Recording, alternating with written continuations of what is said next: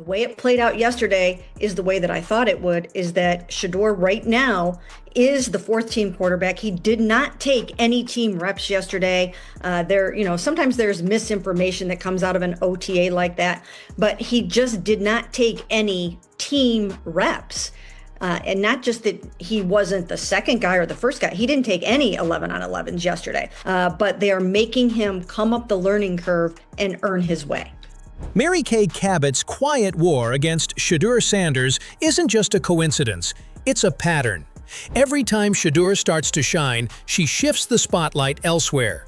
When OTAs began, she didn't hesitate to suggest that Deshaun Watson's return meant a rookie had to go, implying without saying it outright that Shedeur was the odd man out.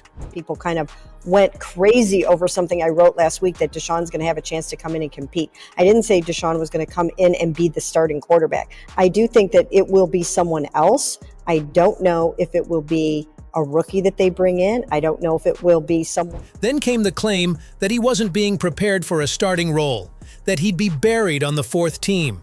Fourth team for a quarterback turning heads in practice and winning over the locker room? As the fourth team quarterback, and maybe not necessarily someone that they are trying to get ready as fast as possible to start on opening day. Not saying that he can't, because he's being given a chance just like everyone else. But he's in a bit of a different category right now. To see what sticks, to see what works, and they're not necessarily doing that with Shedeur right now. With Shedeur, he's on a bit of a different track. He's right now the fourth team quarterback. He's doing great with what he's being asked to do. Everybody's very, very happy with how he's coming along. Everybody's optimistic about what they're seeing with him. It's almost as if no matter what Shedeur does, how well he throws, how much chemistry he builds, how many veterans back him, Cabot refuses to acknowledge the obvious. Is it just stubborn journalism? Or is there something deeper, a hesitation, maybe even a fear, to admit that the most talented quarterback in Cleveland might not be who she's been backing all along? The tide is turning, and Shedeur's rise is becoming impossible to ignore. But why does Mary Kay keep trying? And it didn't stop there. During mandatory minicamp, when the buzz around Shedeur Sanders was louder than ever, Mary Kay Cabot doubled down. While teammates, coaches, and insiders were praising Shedeur's progress, presence, and poise, Cabot was busy pushing a different narrative. She claimed the Browns believe in Kenny Pickett to take over the starting spot if Joe Flacco slows down due to fatigue. Not a single mention of Shedeur Sanders. No acknowledgement of the rookie who's been turning heads all throughout OTAs. No credit for the chemistry he's built, the leadership he's shown, or the way veterans have rallied around him. It's baffling. How can you overlook a quarterback performing like this? How can you keep pretending like he's not right there, earning his spot day by day? When the whole locker room sees it, when fans are seeing it, why is Mary Kay still pretending Shedeur doesn't exist in this equation? It's starting to feel less like analysis and more like denial. And just when you thought the narrative couldn't get more tilted, Mary Kay Cabot took it a step further. She actually claimed that Dillon Gabriel is in a better position than Shedeur Sanders. Yes, you heard that right. While Shedeur is the name lighting up every conversation, earning nods from veterans, making plays, and commanding attention on the field, Cabot chose to elevate Gabriel instead. To lose your veteran Pro Bowl players early on in the season. So that's the way that I see it kind of shaking out in the end. But the Browns are also very, very excited about Dillon Gabriel, their third-round pick. And just when the noise around Shedeur Sanders reached its peak, when fans, analysts, and even players were buzzing, Mary Kay Cabot came back with the same tired narrative. She once again claimed that Shedeur is not in competition for first-team reps. According to her, he's nothing more than a fourth-team quarterback. Fourth team. For a guy outperforming expectations at every turn? But it didn't stop at just downplaying his role. She went further. She flat-out dismissed reports coming out of minicamp, suggesting they were wrong. She claimed Shedeur hadn't been given any significant reps at all and wasn't entitled to first-team opportunities.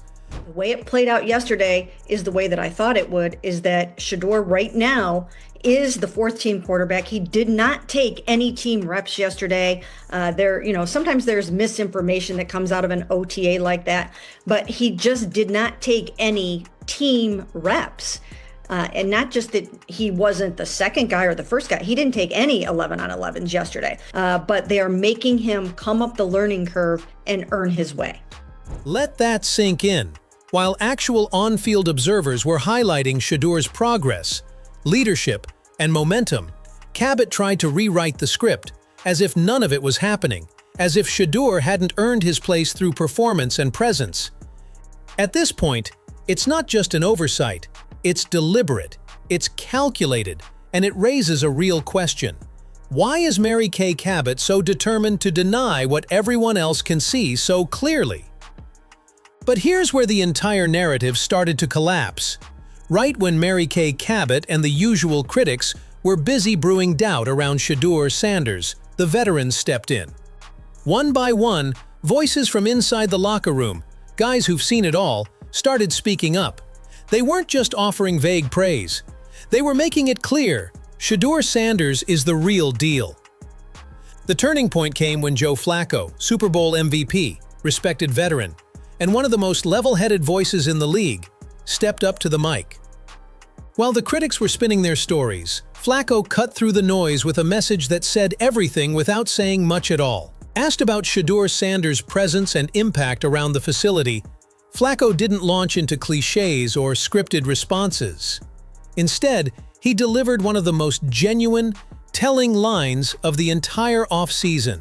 I don't know if it has an impact on much, but Shedeur's been great. I mean, he's a lot of fun to be around in those meeting rooms, and I think so far there's been, at least once in the meeting room that he's made me crack a smile, and that's what it's all about. He's a young guy trying to learn some football and come out here and practice well and do those things. And like I said, he's been a lot of fun. I mean, he's come up to me and, listen, I probably wasn't too far away from playing against his dad, and now I'm playing with him, so.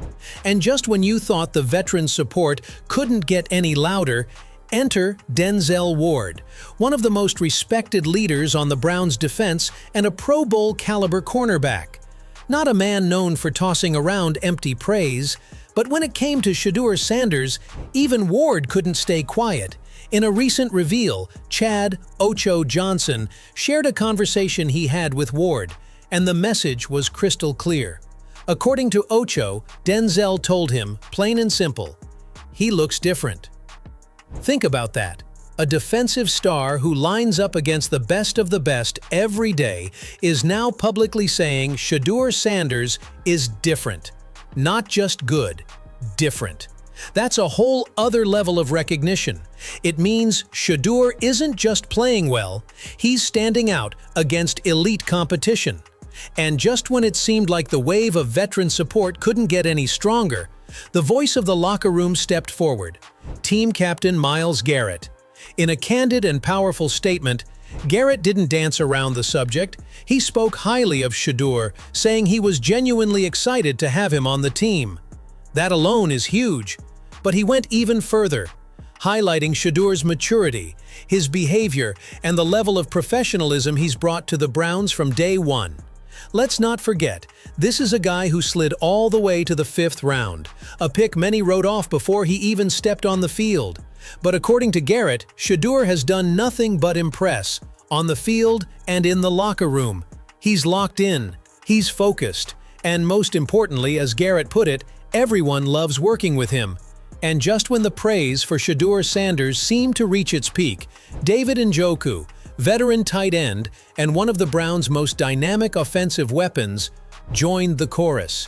But this time, it wasn't through a formal interview or press statement. It was through something even more powerful, real-time chemistry on the field. With Njoku's physical dominance at tight end and Shedeur's calm command and pinpoint throws, this isn't just a working relationship, it's the foundation of what could become one of the league's most dangerous QBDE duos. The darn placement is just outstanding. We could just get a tight end to catch it at some point. Just throw it up to me. I want to take the rest. Just throw it up. I'll take the rest. You better not put that blick up if you score. You see Coach got on you. You got on me. On you, not me. I didn't do that. I slam it. You know. You want me to get in with you? That's all you gotta tell me, cuz. Just say that. Hey, I'm with you. Just tell me you like me.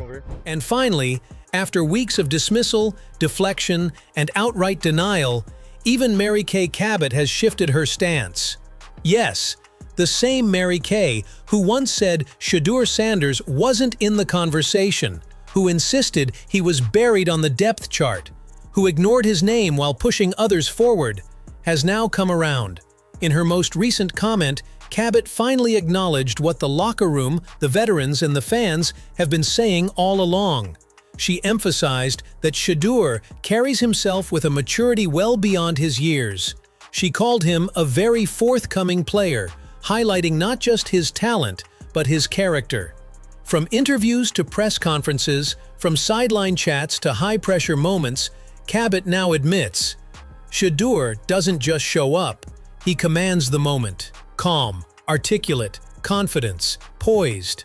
The exact kind of leader any team would want under center, especially in a city like Cleveland, where pressure never lets up. And maybe that's the biggest sign yet. When even the loudest doubters start to acknowledge your presence, you're not chasing the spotlight anymore. You are the spotlight. Shedeur Sanders didn't demand it, he earned it, brick by brick, rep by rep. And now, even Mary Kay Cabot sees what everyone else already knew. He's checking every box. He's very upbeat, he's very positive, he's very forthcoming, he's great at the microphone. He does a really, really nice job, like I said before, with the reps that are given to him. And he's fun to be around. He's got a really, really dynamic. In the end, it's becoming clear that those trying to tear down Shedeur Sanders, like Mary Kay Cabot, are only undermining their own credibility. Every attempt to downplay his rise is backfiring, because Shedeur's actions speak louder than any narrative.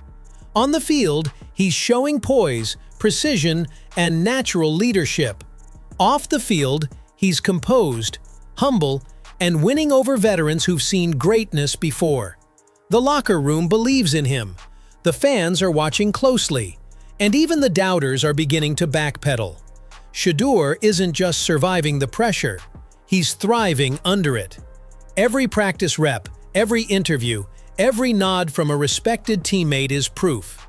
He's not just another rookie, he's the future. And when the moment finally comes, when he steps onto that NFL field and starts throwing dimes in real games, it won't be a surprise. It'll be the moment everyone realizes the truth. You can't suppress what's destined to shine. But now the real question is, how long can the media keep spinning outdated narratives before the truth becomes undeniable? Are we watching the rise of a future franchise quarterback in Cleveland? And if so, why were so many so quick to overlook him? Do veterans like Joe Flacco, Denzel Ward, Myles Garrett, and David Njoku speak louder than biased reporting? And more importantly, what will it take for the rest of the league to start taking Shedeur Sanders seriously? Is it time to stop asking if he'll start and start asking when? Let us know what you think.